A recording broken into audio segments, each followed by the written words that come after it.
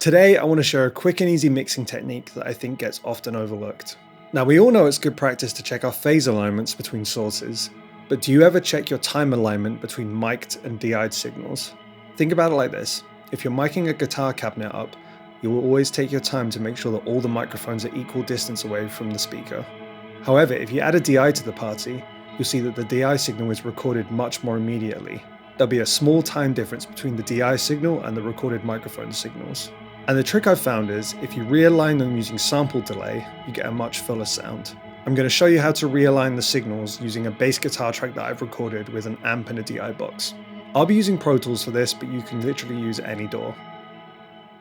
Okay, so here's our raw recorded bass tone.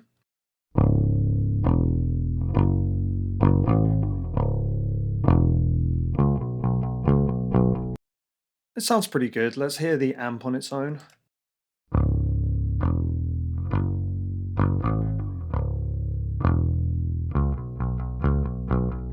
That's a P bass through an Ampeg SVT recorded with a short SM7 into a Vintech X73.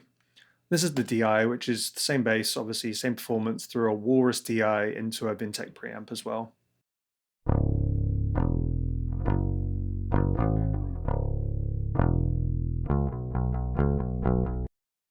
So yeah, they both sound good. I think we can make it sound better though by aligning them. So let's find a peak. You want to find like a good solid peak like this, like from a note attack. And you can see the difference here, like it's very slight. Obviously I'm zoomed in, but it is there. So let's just measure from point to point, roughly the same distance. Probably the same place, I mean. So that's 18 samples. And I've got Pro Tools in sample mode, so I can measure this. You can see up here, the length is 18 samples. So you could take these two WAV files and move them physically, like drag them across to align them. But I'm going to use the plugin that comes with Pro Tools, Time Adjuster, which will basically just, we can delay the DI'd signal so it matches the mic signal. So 18, just put that in here. All right, we can listen back.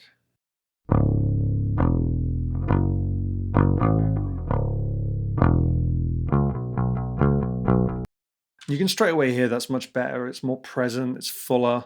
But let's listen again and I'll bypass the plugin so that you can hear before and after.